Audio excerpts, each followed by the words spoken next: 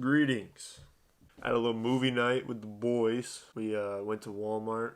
We all picked a movie and we watched all three to see which one was most interesting. And I think all three were actually really good. We watched The Black Phone. That was just like a campy thing, but it was fun to watch. Then we watched Nefarious. That was a very good movie. And then my pick was Infinity Pool. And Infinity Pool is a wacky ass movie. Incredibly demonic film. But I'll start with a little review. This isn't a review, but I'll just start that way. Like, would I recommend watching it? Kind of. I'm like in between on that, because in some ways it was a well-made movie. There's definitely a lot of artistic depth to it, but at the same time, very disturbing. And as a believer, it's kind of like sketchy watching a lot of that like really dark, twisted material. There's definitely spiritual impact to doing something like that. So if you're a believer, I would go in with caution. Definitely look at it as an academic exercise and not like just for fun, I guess. And also, I would be praying before and after. If you're not a believer, then go for it, man. It's freaking weird. It's a weird movie. But overall, I would say it was good. It was very interesting. Now, I looked into who directed it. It's Brandon Cronenberg, son of David Cronenberg, who made The Fly, very famous director. And I was watching an interview with him, with Brandon Cronenberg, and he claims to be an atheist. And that's not a shocking claim from a Hollywood person at all. But watching this movie, I'm like, this doesn't feel like it was made by an atheist. This doesn't feel like someone who is foreign to the concept of, spiritual realities. This felt very much like someone who, at the very least, has been exposed to the like very dark, satanic, esoteric side of Hollywood. Because this is like a perfect allegory for the spiritual state of the world right now. For, the oligarchical class and their ritualistic behavior, their philosophical and religious beliefs.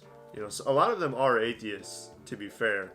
They're just kind of caught up in this world for other philosophical weird reasons that are not necessarily religious. But a lot of them are religious, and they are openly or at least knowingly worshiping Lucifer. So getting into the movie a little bit, I'm not going to summarize the entire thing. I did write an essay on this movie. So if you want to see my full, in-depth, everything covered analysis, click the link in the description, go read the whole essay. It's pretty good. But I'm just going to give a very brief summary and then get into more of the juicy stuff. So if you have not seen the movie, I would recommend watching it before watching this video. But you can still get something out of this video if you don't want to go watch it. So the movie opens up. We're introduced to our two main characters, or really there's one main character. James Foster, he's a writer with his wife Em, who is the daughter of a rich something rather. Can't remember what he does. It doesn't really matter. He's rich, so therefore she's rich. James, the writer, is a broke artist type living off his wife, and they're on vacation because he is looking for inspiration. And they're on a little island called Litolka. I don't know if that's the name of the island or just the people that live there. I wasn't sure, but regardless, they're in this very like poor third world type country, but they're on a resort that's fenced in, so they're like not exposed to the rest of these poor folk. And that definitely plays an element in the story. When I watched an interview with Brandon Cronenberg, another thing I thought was kind of strange is that they kind of talked about it like that was like the crux of the movie, is this like economic barrier. I mean, definitely money is a huge factor of it, and that's why it's such a strong mirror image of the oligarchical class in real life. But they made it like the whole thing was like a commentary on the treatment of poor people, which I wouldn't say it was that. But regardless, that's where they're at. And they go out to breakfast. They're introduced to this weird tradition that is going on right now called the summoning. I wonder what the summoning is, dude. That sounds pretty normal and not strange or dark at all. The host explains like, oh, the summoning it's a celebration of the coming of the stormy, rainy season, and it's about togetherness and being bound by friendship. So they mark their faces. They have two little paint marks here. This is definitely significant. It's part of the tradition, and I believe that what comes to fruition is this whole tradition is an occult ritual, and it's the whole island is actually a part of this. They also have these weird traditional Litolka masks that are like ugly as hell, creepy looking. To me, it seemed like each one could maybe represent a sin.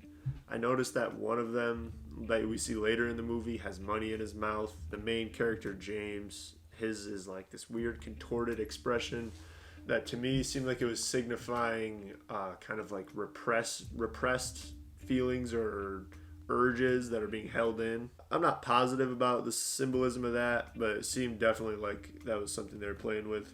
Em and James, there seems to be a little bit of tension between them. Em seems a little bit dissatisfied with James as a husband. So they split for the day because she wants to go on this boat tour, and he's like, all right, that's cool. They're going to meet at the end of the day. James wastes no time in finding some broad who he immediately is like drooling over. You can just see it in his face that he's like, ooh, he's intrigued by this woman. And she says, I loved your book. This is where we get the reveal. His book is called The Variable Sheep. He's written one book. She's obsessed with it. She loves him. She has a husband. She invites him to dinner. And they also see a local of the island ripping around the beach on a four-wheeler, and he's like almost hitting people, and he has a mask on, and he's like, what is this about? And she says he's a local sending a message that he does not want us here and they're gonna kill us, whatever. So it's just kind of a little foreshadowy thing, I guess. So they go out to dinner. James and Em go out with Albin and Gabby, the couple they just met. They talk, and we get more. Immediately, we're thrown into thematic elements of emasculation. This is a huge overarching theme of the movie. James does not feel like a man, and the people around him are consistently pushing him further into this pathetic state, feeling like inferior, feeling dependent on women, feeling like he needs to submit. And immediately we get the sense that Em is kind of doesn't respect James because he's living off of her financially. Some jokes are thrown about at the dinner about that, and then Gabby's giving him the eyes. They're flirting. He's clearly interested in this Gabby girl, and the other two are none the wiser, I guess. They go out to dance, and this trance state begins. You can see his eyes just getting darker, and he's getting these dark rings around the eyes, and this gets worse throughout the movie. And it begins in this dance scene, this hypnotic. They keep showing the disco light. That seems to play some type of significance because they do show it again later. And while he's dancing with Gabby, he's like staring into her eyes and he's being like drawn in. There definitely feels like there's spiritual powers at play there. So they do that, and the next day, James is dragging his wife back out. She's like, oh, you found your fan club, blah, blah, blah. He's like, okay. We're going to go to this picnic. The Bowers, Gabby and Albin Bauer, they're friends, rented a car. They're going to go have some fun, Great Gatsby style, chilling on this beautiful mountain. There's a little Shining homage while they're driving out, which makes sense because the premise of the movie is very similar to The Shining. It's a writer looking for inspiration on vacation with his wife. So they're out there. And this is where some more manipulation tactics are being used. And you don't realize this as you're watching it, but looking back, I can see that, okay, the husband, Albin, in this scene, they're kind of playing a little game between him and his wife. They're toying with James to lure him in. So what they do is Albin kind of gives James a little prop, a little insult, a little poke at his manhood by asking his wife in a joking way, like, so why this guy? He has no money. Why are you with him? And she basically says, oh, his daddy issues, this, that. My dad hates him. And he says something, there's a little line where he says something like, do you want another sausage, James? He says no. And he says, I'm trying to fatten you up so I can cook you, and then Em can eat your balls like a real marriage. And his wife Em says, how do you know I haven't already? So this is another emasculating thing. Albin is playing that role, but he gives him a little pick back up when he says, well, look at him, he's far too disobedient. Clearly you haven't done that. So it's kind of like bringing it back to like, okay, it's not insulting, but at the same time, this is a very clever and subtle little foreshadowing, because when he says he's far too disobedient, he means it.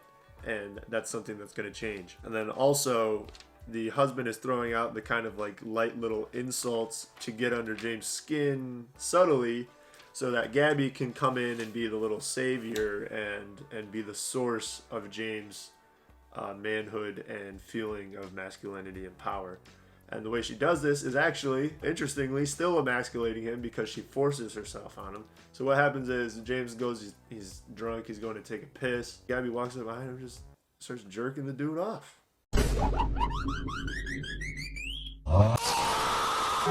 Very uncomfortable, gross scene. They literally show, they don't show like the actual thing going on, but they're showing the faces and the sound. It's just nasty, bro. And they show the entire thing. That's one of the things I don't super appreciate about this movie, is that they choose to get pretty graphic and show a lot that I don't think is fully necessary. I mean, they're obviously, it's a kind of like a thriller horror type movie. They want to make you uncomfortable and make you sit in these moments, but at the same time, I think there's a level of taste when it comes to making movies like this that majority of modern movies have zero. I'd say this has some level of taste, and they mostly stick to only showing what's necessary, but there are definitely moments where I'm like, okay, we didn't need to see all this. Regardless. So she forces herself on him, jerks him off, and then the night's pretty much over. And this moment is kind of significant because this pretty much establishes the dynamic that's going to be happening in this movie. The women, specifically Gabby, are going to take power over James, and they're going to lure him by giving him the illusion that through them, he's going to become strong. Something she consistently says is, show me how strong you are. I want to see how strong you are. And it's definitely the illusion, the constant chasing of this goal that Gabby is using. And yet, each time what really happens is he gets weaker. He gets pushed further down. He gets further into submission to the quote-unquote divine feminine, which I definitely think is a theme of this movie. So that happens. Albin's too drunk to drive home. James says, I'll drive. The headlights start messing up, and James runs over somebody. I think the headlights messing up kind of seems to imply that, again, there is some spiritual, demonic type of powers at play in this movie. It's not a huge in-your-face thing. It's not a movie about demons. But again, it just seems like a lot of these things, it's like little subtle hints like, it seems like there's demons at play in this movie, and it feels to me like the level of subtlety that was achieved here doesn't seem like it would be done by an atheist. Now, I'm sure what he would say is, well, I'm an atheist and it wasn't about demons, and you're wrong. But I kind of find it hard to believe. But anyways, that's another thing, is this also establishes the dynamic that's present throughout the whole thing, which is pharmakia is being used. Drugs and alcohol and intoxication are a huge tactic that they're using to bring James in. He's drunk pretty much throughout the whole movie. They're constantly trying to get him to drink. Okay. Hits the guy. He's freaking out. He feels pathetic. His wife is in a panic, screaming his name. He's silent. He looks like so out of it. Gabby takes charge of the situation. They say, oh, we should call the police. She says, no, we're not going to call the police because we're not in a civilized country. Both of us, me and Em will both get raped, and we're not going to do that. So again, kind of that subversion of traditional roles. James is not taking charge at all. He's getting pushed around by the woman and forced to do something that he thinks is very wrong because they decide to leave. And he's very uncomfortable with this, but he doesn't say anything. He gets pushed by the woman and does what she says. So they leave, dead body on the road. They return to the resort, which they were not supposed to leave in the first place.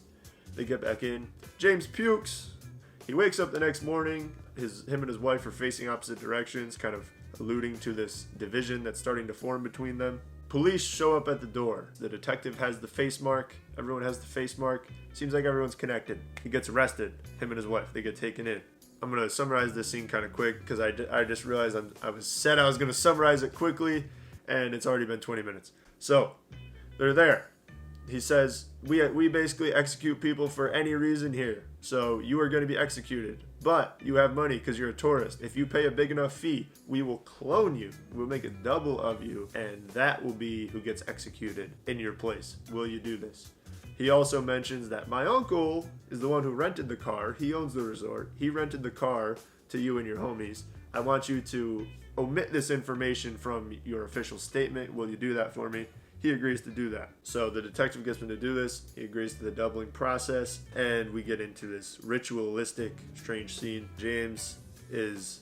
a big way that this mirrors the elites again is, money is buying your freedom. Money is buying the key to life. Your freedom from the execution comes from the money. I mean, it's pretty obvious what they're going for there. The cloning process is performed by women. They are very forceful with it, and you have to put this huge spacer in your mouth, and you're wearing this skin-tight suit, and you look like an absolute fool. I think humiliation is a massive part of the ritualistic practices in this movie, which is a huge part of Luciferianism as a whole. Humiliation is a initiation thing for them. You can see that present in Hollywood all over the place. And the key to the infinity pool is to submit to the females and let them force you, and they bring you in. They are your... Come on, May. Okay. They are escorting you into infinity. Big theme of this movie, the divine feminine. So in this scene, it's super trippy, psychedelic scene. He's in this big pool of red goo, and it's like unlocking every piece of his consciousness through this process and mapping him out again, because this double is made to have all his memories and to believe it is guilty of the crime for which it is being executed. And in this sequence, we see Gabby naked, dancing, staring him in the eyes. It seems like they're kind of implying that, this is just his inner psyche. He's super into this random girl he met, and this is why it's here. I felt, again, a level of spiritual, demonic something going on here. It felt almost like this vat that he's in is showing him images, and it's brainwashing him, and it's bringing him into this culture that the entire island is actually immersed in. And we'll come to find that Gabby is not just a woman, but she is, for these people, a divine figure. She's the goddess. Okay, so he goes through this process. He wakes up. He sees his double. He's super fascinated and almost entranced by looking at this double. He's, of course, it would be crazy to see a duplicate of yourself, but he's definitely very, very fascinated by it. The detective informs them that they must watch the execution. There's no getting out of it. It's mandatory. This is definitely for ritualistic reasons. This definitely represents a spiritual death and a death of your old self, but not in the same sense as Christianity. Luciferianism is full of these inversions of Christian teachings, and the death in this movie, first of all, must occur multiple times. Actually occurs constantly. They're always dying and becoming the new self. And it's also what you are removing in this situation is your restrictions, your inhibitions, your moral fortitude, and creating a self who has no limits. And this is the belief of how you become a god.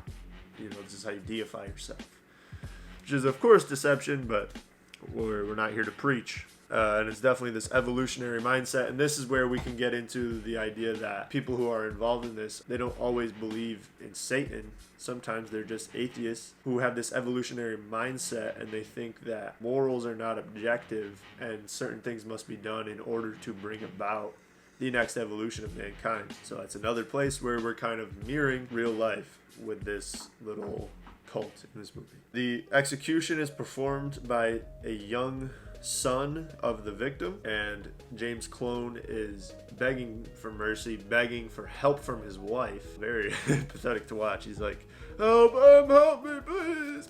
He's crying, crying like a little soy boy, man. A little soy boy begging his wife. And the worst part is he believes that he's guilty too, so it's kind of just like...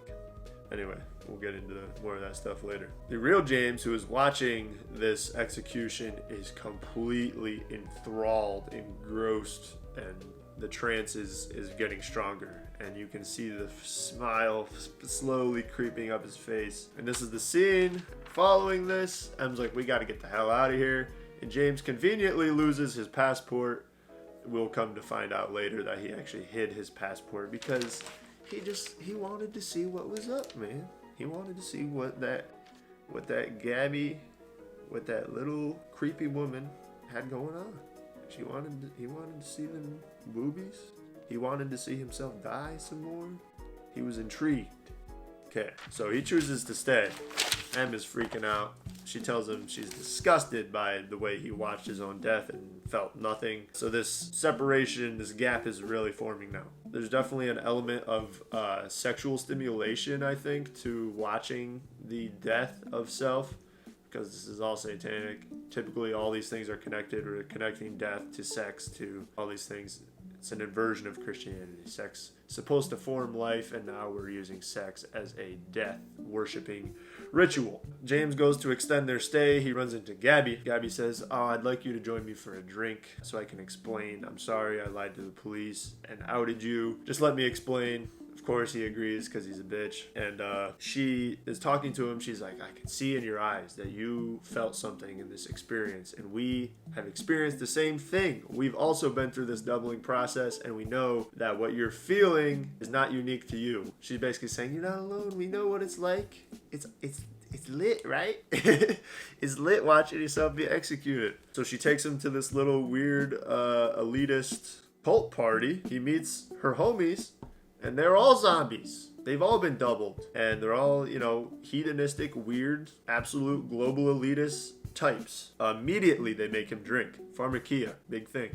Alvin makes him drink, and he says, "You look so beautiful now." So he's basically saying, they're not hiding. Like, this is a transformative process. You look so beautiful now that you've seen this, now that you're part of this. Now, they're definitely keeping a fun, happy type of vibe to it. They're not trying to make it seem sinister any more than, they're trying to make it seem the least evil it can be, even though it's clearly incredibly dark and strange. But they're roping James right in. So they tell him, "You'll be executed for any reason in this country. It's a wonder anyone's alive. They'll get you for blasphemy, for sodomy. We're all zombies." They even say, "Oh, you're definitely a flesh eater." So it's clear they're Luciferian. They're pagan occult people, and they think it's funny.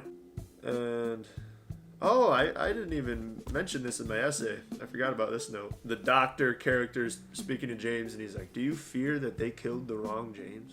They killed the original, and you're the clone? That's my biggest fear." And he said, "I'll never know if I'm really myself." I noted, this is the mental posture of a godless man. This is the feeling you have. You're like, you'll never know if your identity has any objective truth to it or if it's all just an illusion. Again, it's kind of the price you pay when you accept this lifestyle that they're living. Very interesting. And another reason why I'm like, I don't think this director is a damn atheist. I think he's lying. Anyways, the manipulation is all centered around James's ego. It's about, "Oh, I love your book. I see something special happening in you." She starts to say this now. Oh, this is a very, very interesting thing. She expressly needs to get kind of a permission here. She says, "James, will you trust me tonight?" To which, of course, he agrees because he's thinking with his little wiener. And you may be aware of this a lot. It's a common belief in teaching in Christianity that demons have to kind of get a series of permissions in order to really take hold of you. So with each yes, the grip becomes tighter, and this is the first time she expressly is like, "Will you trust me?" It's an interesting little detail. Presents him with an opportunity to become a real man, because one of the drunk cult members, he has a gun, he's playing around, he says, "James, I have a proposition for you. We're gonna go break into the resort owner's house who ordered all of us to be executed. Each one of us, he's the one who did it. Let's go break into his house, and we're gonna respond to this insult," because Gabby says, something to the effect of, "If you don't respond to an insult like that, you're such a coward. You'd feel like such a coward, you'd just fall to the ground and never get back up." Kind of creating the idea in James's little dome piece that death is for cowards. You fall to the ground and never get back up. That's dying. You'd be such a coward, you'd fall to the ground and never get back up. So she's implying that in order for you to not be a coward, you have to go along with what I'm doing. You have to escape death through this weird cloning ritual. And you need me. I am your source of manhood, strength, and courage. So he reluctantly agrees after being sort of jokingly threatened with the gun. They go and steal these Lee Tolka masks. So they definitely have some spiritual, symbolic significance, because why did they have to go steal the mask before they could go do it? because they wanted to, because there's ritual purpose to it. And again, they show each one of the masks individually. One of them has money in the mouth. I think that's probably the doctor who's wearing that one. I don't remember what other ones were. They all just kind of look like death and decay, and it's about worshiping darkness. The robbery, or it's not even a robbery, this like hostage scene where they break into the resort owner, uncle to the detective. They break into his house. He's in there with some girl who he's been having sex with, and there's another woman who immediately tackles James upon walking in. Again, this little emasculation thing. I think sometimes with movies, you'll try to be finding certain themes or like recurring things, and you'll convince yourself it's there and it's not. This is definitely there. It's there constantly. The emasculation of James is a huge element of the movie. Anyways, they tie all three people up. There's a woman, there's a naked woman, and there's this weird, nasty old fat dude with his wiener out because he was having sex. And they're basically just tormenting them. They're trying to make them scared. They're playing with them. And James is being egged on by Gabby to shoot the resort owner. And she says, oh, look, how easy would it be, blah, blah, blah. She really wants to take him down this path further. It's clearly a sort of like death, chaos ritual. It's a Luciferian doctrine. Also, it's interesting that the woman was waiting for James when he walked in and immediately tackles him. Seems like maybe they know what's happening for some reason. What's going on here? Everything's connected. So again, she says, show me how strong you are. She's equating strength to evil and lack of empathy. Uncle has the face mark. Again, or, the resort owner, uncle to the detective, he has the face mark. So he's part of this weird occult practice, this Lee Tolka tradition. It's all connected. They make a point to show Bollywood dancing that's going on right next to where they're walking through because, oh, I forgot to say, a guy pops out, they missed him, he starts shooting. Albin, the husband, gets shot in the leg. Panic. Okay, then it cuts. Now they're walking back and they're freaking out because Albin has a bloody leg, and they make a point to show this little Bollywood performance that's going on just for a couple seconds. Seems like maybe this has some type of connection to Hinduism or something. I know Hinduism is definitely a demonic thing. Don't hate me for saying that. I'm not saying Hindus are Satanists. I'm just saying the actual religion is demonic. Okay, so after this, they're all taken in. They're all back in the facility where James was waiting to be doubled, and now it's a group of like 8 of them, and we get the sense that, okay, this is a normal thing for them. They're just in here, they're talking, they're chopping it up, having a great time, making jokes, and the doctor says something just in passing about, oh, me and my people at my lab, we've been trying to replicate this doubling process, and we just can't get it quite right. Seems like we are far too literal about it, and we just cannot replicate this poetic flair that the Litolka have in their doubling process. What does that mean? It's a ritual. It's not science. It is spiritual magic.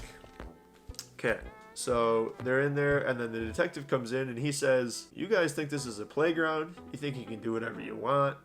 We're going to make an example out of you. You're not getting doubled. So they take him in and they're just going to actually kill him. Or so we believe.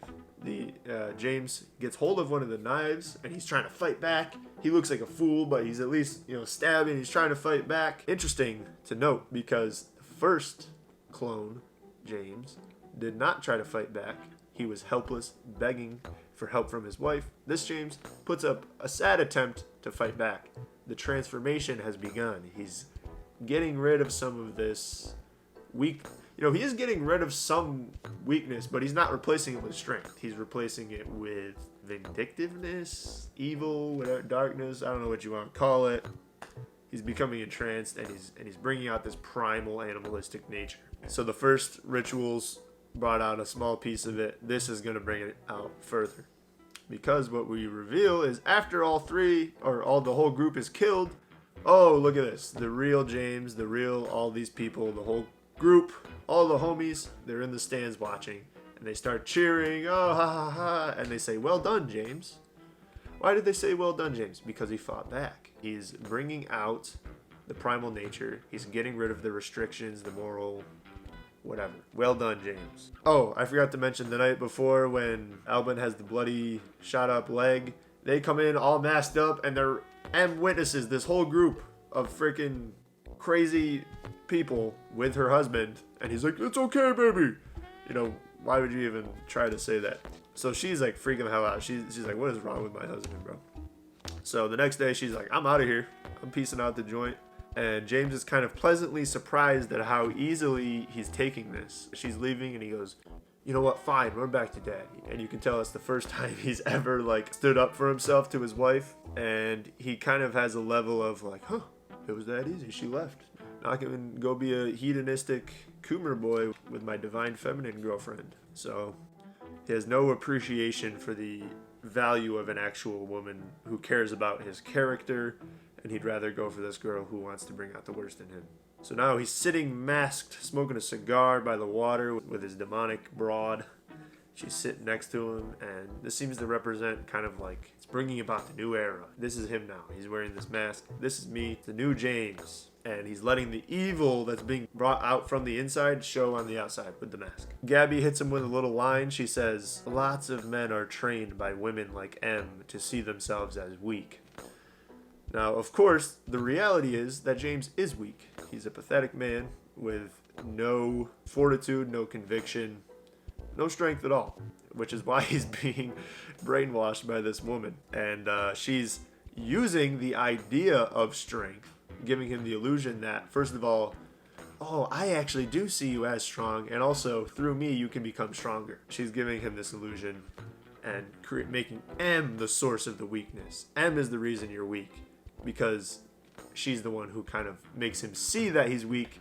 So she's equating it to, no, it's not just that she makes you see your weakness, it's that she is the weakness. So obviously Gabby's preying on his weakness and his inflated ego and this deception in his head that he's way better and stronger than he really is. So she says, okay, come with me, we're going to have some fun, and we're going to take this root hallucinogen called the Aki Gate. Now the gate, why is it called the gate? It's opening the gate. And this is where the demons really enter. Okay, she's gotten the permission from him earlier. Will you trust me? Now it's time to open the gate, and it can really happen. He's entranced. He's interested. He's in. Now it's going to happen. So he takes this Aki gate. He huffs the smoke, and does she say, show me how strong you are again here? I don't know. She's constantly using that line, and it's working every time. So now they start getting freaky with it. And then it gets real freaky with it because it turns into a weird satanic orgy and the whole group is there. And Albin's a cuck. Albin's jerking off watching James with his wife. Crazy stuff. And as this goes on, it gets really disgusting and it starts becoming this weird, just like, it looks like one mass of flesh. This is definitely reminiscent of a lot of hellish imagery, depictions of hell.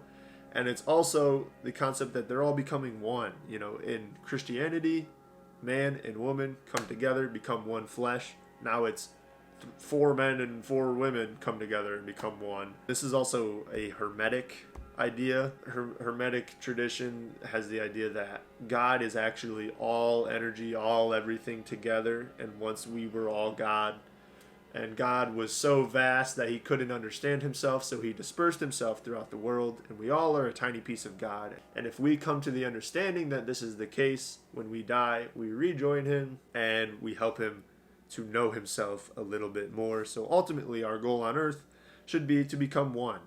Get rid of all differentiating factors between humans, things that separate and divide us, things like gender identity, things like identity at all, and try to create a homogenous single thing that's sort of unrelated, but this is definitely kind of related because that is ultimately Luciferian deception, of course. But just a little interesting thing. I was learning about Hermeticism recently, and that occurred to me as I was watching it. Okay. Also, they start using these like fly noises, and James' face starts to look like it's almost decaying. Now, they don't play it up super hard. He doesn't turn into a zombie, but it's like a slight little subtle thing.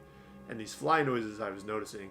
So they're definitely showing that there's a death occurring here. This is another one of the rituals. This is a death cult.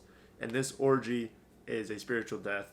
It's another layer of initiation into this cult. So the next day, James is literally like an animal. He's eating these maraschino cherries right out of the jar. And he's drooling. It's just going everywhere. And he's acting like a fool. And everyone's, sitting there laughing, and it's like hungover teenagers, except way more disgusting and weird. And he's putting these cherries in his mouth, and he's spitting them, and they're landing on these two strangers who are trying to eat breakfast, and he's trying to ignore it. They can't, so they leave. James throws a mug at some like glass display thing. So it's clearly showing James has been animalized to a degree. They've really brought out this primal nature, the orgy and the drug. Something got a hold of him, and suddenly he's like almost brain dead. And definitely they're getting rid of the restrictions. They're really leaving. He does not care about social dynamics. He doesn't care about being polite. He doesn't care about anything. He's like, I'm letting go, man. I'm just doing whatever I want, and I rule the world. Now the doctor says, I heard you're having a passport problem, because they are letting on that they don't know that he's here on purpose. I think by the end of the movie, we can see that they did know he was staying by choice, but they don't want him to know that. So he says, oh, you're having a passport problem. Detective Thresh is probably the one who's causing this. The detective who brought him in, all this. He's trying to keep you from being able to leave, so I think we should go and take care of him. So that's what they do. They go to this facility, and they're going to go steal Detective Thresh and teach him a lesson. James is, he's out of it. And he's just out there like a freaking zombie. Everyone, other people have gone into this facility to go make this heist. He's waiting outside, and a big police van comes cruising on through. James is just standing there looking at it like an idiot. And he dives out of the way at the last second, almost gets run over. But the police van just keeps on driving. Why did the police van not stop and look at this random stranger in the parking lot of this secure facility and say, why is he here? Because they don't care. Because it's all connected. They're all one group. Or at the very least, the real ones in power are the people that James is associating with right now. Not the police, not the resort owner, not this supposed power structure. And again, huge way that this is mirroring the global elite. We think that the government, we think that Joe Biden and these, the corrupt politicians are the problem. We think this power structure is who's creating these problems and ruling us. And really, it's this little private organization that has all the influence over them. Very, very, very similar type of situation. Okay, so they bring the body out on a stretcher, and now we're cutting, and James is going to take more of this Aki Gate. This is a huge ritualistic piece of the worship, and his hands are open like prayer. He's like, give me that. He's into it now. He wants it. And very, very clearly a spiritual, religious practice going on here. He takes the Aki Gate. The guy is over there tied up with a hood on, and he starts making these guttural animal noises. He's dancing around. He's like, he's getting into it. He's trying to bring out the animal inside. Gabby says, show me your strength. Show me how strong you are. And he's like, all right, I'm going to dance around like an animal. I'm going to make some grunting noises. He's like, he's going monkey mode on him. All right, I've been there. I've been in monkey mode before. It's nothing to play with. So he's charging up. He hits him with a nice right hook and just starts brutalizing who he thinks is the detective. So after he's doing this, he even goes as far as to start pissing on him. It's like, he's clearly trying to humiliate him. He's like, I'm the alpha. I'm the dominant one. Oh, and they also even make the comparison. They say, oh, the Litolka people are very primitive. They're like baboons. You have to show them that you're the dominant one. So that's just a little extra thing. Because we'll come to find out that the ultimate goal is not just to bring out your primal nature and turn you into an animal. No, they want to make you a sort of god. So you have to learn to harness this primal nature and remove all restrictions and live like an animal. However, you still have to have the ability to control it so that you can have intellect. Because, a god is an idiot animal, right? It almost makes sense. If it wasn't so evil, they would almost be onto something. But so he does this. He's being cheered on. He's like, yes, this is Sparta, and I am Monkey Man, and look at me. And Gabby's staring at him with this malicious look. She lifts the hood, and what do we see? It's James! He was beating another double of himself. What's happening here? And she looks very evil and malicious, and she's like, I got your ass, boy. I got your ass. So he's humiliated. Again, humiliation, important aspect of all the rituals. He goes to the bathroom. He's hiding away. She's knocking on the door like, man, stop being a pussy. You're acting like a pussy, bro. Quit being a pussy. You're not being very hot right now. Act hot again, man. She's basically trying to use sex as the way to lure him back in. It's not really working. And he's like, I gotta get out of here. So he decides to leave. Takes his passport that was hidden under the toilet. And he's leaving. He's on the bus. But what happens? Oh, the car with the whole cult in it drives past. Gabby's waving at him. Oh, hi, Jamesy. And they start shooting at the bus. Yeah. So the bus stops. They take James hostage. And now the real, true nature of the cult can be revealed. Gabby's true nature can be revealed. And she starts verbally abusing James. She's telling James what a pathetic, weak loser he is. How easy it was to manipulate him. How easy it was to bring him in. Very, very reminiscent of the demonic. They lure you in with fun and pleasure and all this cool stuff. And once it's too late, they tell you how sad it is that you were so easy to deceive, how weak you are, and how much you should hate yourself. That is the nature of Luciferianism. And that's exactly what happens in this movie. So it's actually kind of funny because she's sitting on the hood of the car while they drive super slow and make James walk in front of it. She's sitting there sipping her wine and talking smack to the boy. And he's pretty unfazed. He's a tough guy. He can take it. She's calling him a sucky baby. He doesn't care, man. He's too cool for that. But then she says, I didn't actually read your book. That gets him to turn around. That bothers him. He's like, what? I don't actually have a real fan? And she starts telling him, oh, your book sucks. You're gay, bro. You're a pussy cuck. I don't like you. So James is overcome with emotion. And he tries to overpower Gabby, the 90-pound blonde woman with no eyebrows, to get the gun out of her hand, and he fails. The gun falls on the ground. He's a buffoon, bro. He's such a fool. And I think the real reality here is that obviously James is much more physically strong than Gabby. But what has happened here is he has been spiritually overcome already. The cycle of emasculation has begun. It never ends. He will be emasculated forever now. Or, as long as he's a participant in this cult group, he must be emasculated. And the spiritual powers are not allowing him to overpower her physically. His spirit has already been broken, essentially. So that's why he fails to get the gun. She's laughing at him. He just like, okay, I gotta run away. He starts running away. He gets into the woods. She starts shooting. He gets shot in the leg. And he gets a little glimpse of the poor people there. I feel like maybe the director was going for more of the dynamic between the rich and the poor in this country. Again, it's definitely an element, it's definitely a theme, but it seemed like he wanted it to be more central to the story. And to me, it's kind of a side thing. I mean, obviously, the idea of the unfair use of wealth is present, that they get to be exempt from justice because they have the money to pay for that. So that is a huge part of it. But the whole, it's about the oppression of poor people. Okay, sure.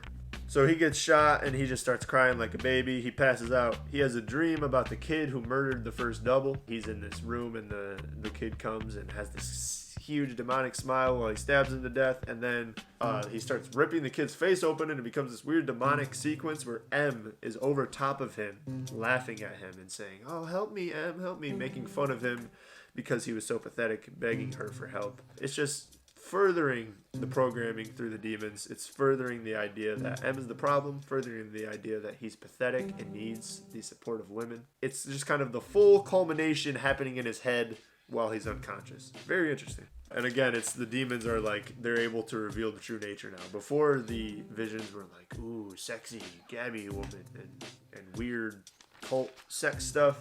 And now it's like, we're gonna eat you alive and you suck. And we want you to know it. The final transformation has come. It's time. He wakes up and he's surrounded by the whole cult. They're watching him and she says, it's time for you to go through the final transformation. And what does this consist of? He has to sacrifice the dog. Who's the dog? The dog is the fully animalized version of James. He's walking on all fours. He's on a leash.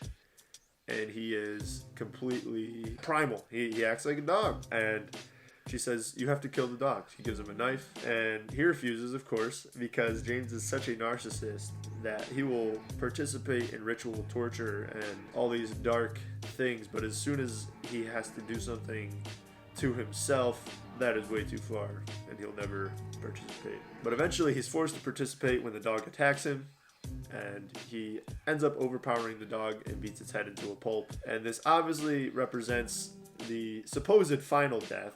Probably not in reality, but he killed. It's the final version of himself that he needed to kill to become the godlike version of himself. They had to bring out the full extent of the primitive animalistic nature to completely remove the morals, and then he has to kill the animal so that he can be human again, just without any of the morals, without any of the humanity, just the physical intellect. So he can be devilish, cunning, and evil.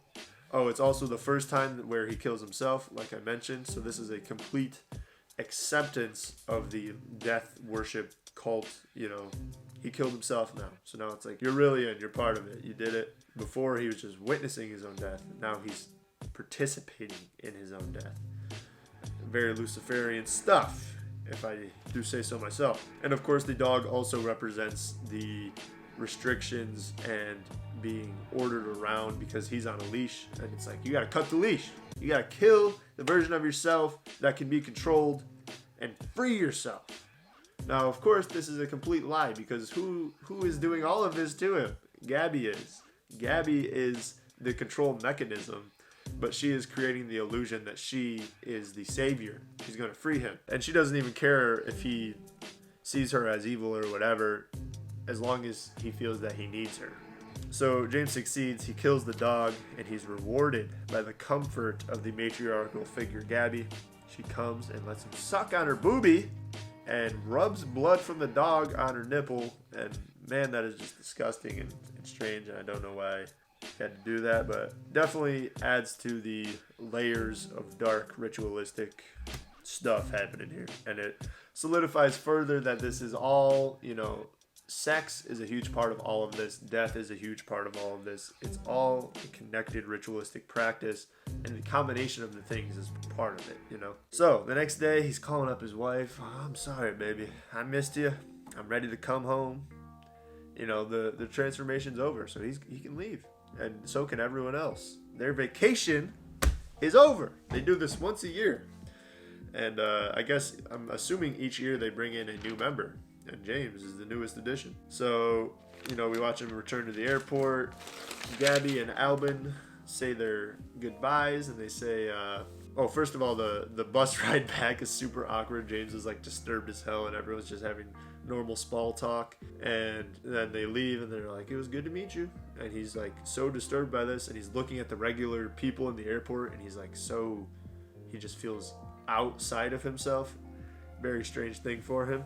And the final thing we see is James in Litolka on the beach being showered in rain and just sitting and staring out into the distance. Now, I want to share a little theory about the events here, because it's clear he was trying to create a very mind-bending, confusing experience with the multiple doubles of James, and we're like, who's who? What happened here? So my theory is the dog is the original James. So he was ritually programmed to full animalistic nature, primalism. He's a dog now. So the dog, the original James, is dead. He dies in the end at the hands of a double of James. So the first double is the one who thought, oh wait, this theory doesn't quite work, because the first double is dead. We watched it be executed. Okay, so I guess it wouldn't be the first double, but essentially my theory is it was a double of James who was beating who he thought was the detective, but he was really beating another double, and the original James was killed by this other double. So the one who returns home is the double who was being beaten. Does that make sense? So a double was beating a double, and he thought he was beating the detective, but it's revealed to him that, oh, this is a double of me. Obviously, they all think they're the original James, but the reality is the one who was getting beaten and got pissed on, he's the one who returns home. He's still able to face reality. You know, he's disturbed by it, but he's able to integrate back. The double who was doing the beating, he feels he's gone too far. He is the one who killed the dog, and his spirit is completely gone. He's been given over to these dark spirits, and he belongs in Litolka now. This is his home. So he's here, and he's just living in eternal guilt. He's sitting on the beach, letting the rain wash over him, hoping that it can take away some of the guilt, but the layers are just too thick. And this is his home now. Litolka is where he stays. He has to face the storms, the stormy season of the summoning. And that's where it ends. So our man gave in. Now this is just a theory. The director, I'm sure, has probably not said what the double thing is like. He probably wants to leave it up to interpretation, which I don't blame him for that. Overall, interesting movie, for sure. There were elements that were super fascinating and a lot of depth to it. Super esoteric, spiritual movie, and I just don't think that Cronenberg is a damn atheist. Or at the very least, he is deeply aware of this Luciferian agenda and has been exposed to it. Because to me, this just demonstrates a deep understanding of what's going on in Hollywood and with the oligarchical ruling class. So, trying to see if there's anything else worth mentioning for my analysis. I'm sure there is, because there really was a lot here. Oh, James. Who does James represent? Who does M represent? Who do the characters represent? So we'll start with M. I think it was certainly clear that M kind of represents tradition, the more traditional role. She represents real femininity, a real woman. I'm not saying M was like a perfect woman or anything. We don't really see a lot of her character. But it's certainly clear that she expects more out of James. She wants to see his character grow. She wants to see him be better. She wants to see some work ethic out of him. And she clearly does not have a lot of respect for him. So she kind of represents the pressure of tradition, the pressure of this mindset of, wanting to have a strong, good character as a man. M is representative of that in the movie, and that is why Gabby has to lead James towards resenting that and wanting an escape from it. James represents a few things to me. First of all, it's clear that he is kind of representing the daddy's money type of guy. It makes sense. Brandon Cronenberg is the son of a mega famous Hollywood director. And I'm not talking smack on him, calling him daddy's money. Like, it's just the reality. He grew up with money. That's, he can't control that. And I'm sure he wants more people to understand what it's like coming at life from that perspective and the dark, disgusting, evil culture that you're kind of thrown into at a very young age. So James is this person who is here not even on his own dime, and he's kind of just forced into this world of this depraved culture. But more interestingly and more fittingly, I'd say, James represents the modern everyman. The everyman has traditionally always been a pretty strong guy, or at the very least, a man of strong character. Maybe he's down and out. Different movies or have different situations, but at the end of the day, the everyman is supposed to be the heart of gold. At the end of the day, he's not going to give in to the darkness. He's not going to let you push him around and bring him to that point of no return. He's got the heart. James is the modern everyman who has been societally programmed to not have that heart, to not have any spiritual, he's spiritually bankrupt, and he's so distracted and ingrained in this world of ego and narcissism and vanity and pleasure that he has very little guarding him from this dark demonic influence. And that's why Gabby is able to, just through sex and ego, she's able to bring him to this super dark point. And I write in this essay a little bit about, I think a lot of men watching this movie are going to tell themselves like, wow, this James guy's a real pussy, man. Like, I would never do something like that. I would never give into this stuff. This Gabby girl would never get me. I'm above that, blah, blah, blah. And I just question how many men that's true of.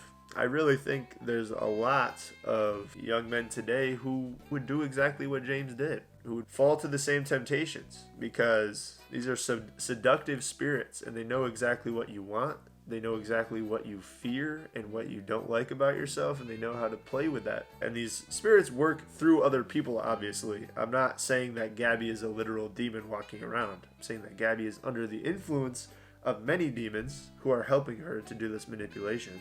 And I'm sure she has her own human motivations as well as to why she's doing this. But ultimately, it is a spiritual battle occurring here, and James is losing. And obviously, if you don't have the presence of God in your life and in your soul, in your spirit, you're always going to lose this battle. You can't win, because there's nothing inside us inherently that can protect us, because we're fallen. We no longer live in the constant grace. We live in the grace of God, but we don't live in the constant presence, partaking in his divine nature. So you need God.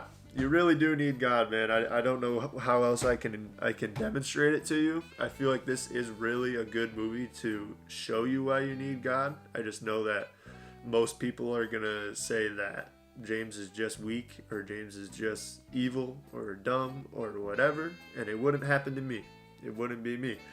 But I'm going to tell you right now, the majority of young men today are James Foster. You know, I'm calling him the modern everyman for a reason, because he really is just an incredibly average dude.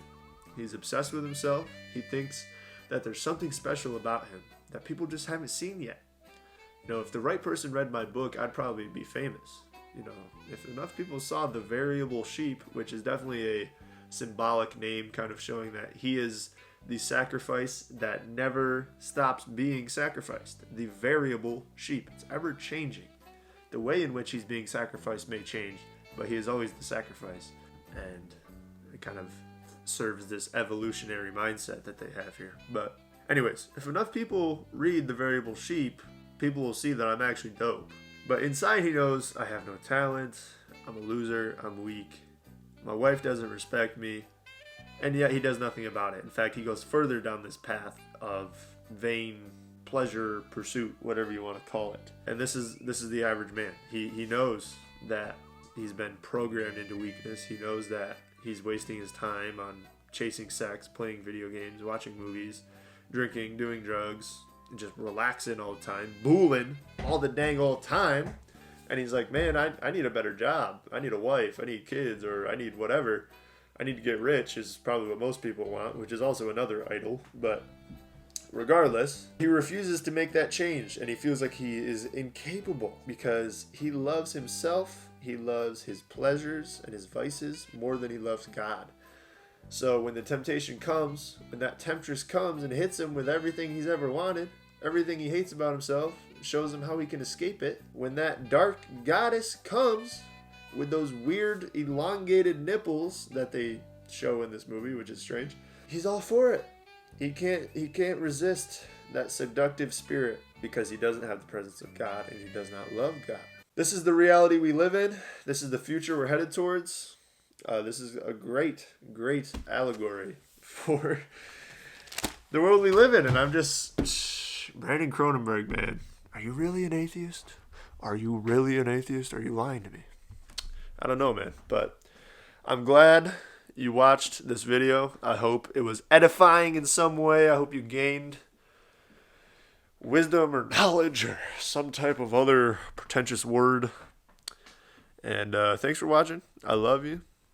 I pray that you will pursue knowledge of God and understanding and come to repentance so that you can be a strong man of God, so you can resist the temptation, so you can be there for your M, and you cannot be a James Foster, but be a based Chad man. There's no based Chad man in this movie, but you won't be in the Infinity Pool movie because you ain't a fool like that. All right. See you later.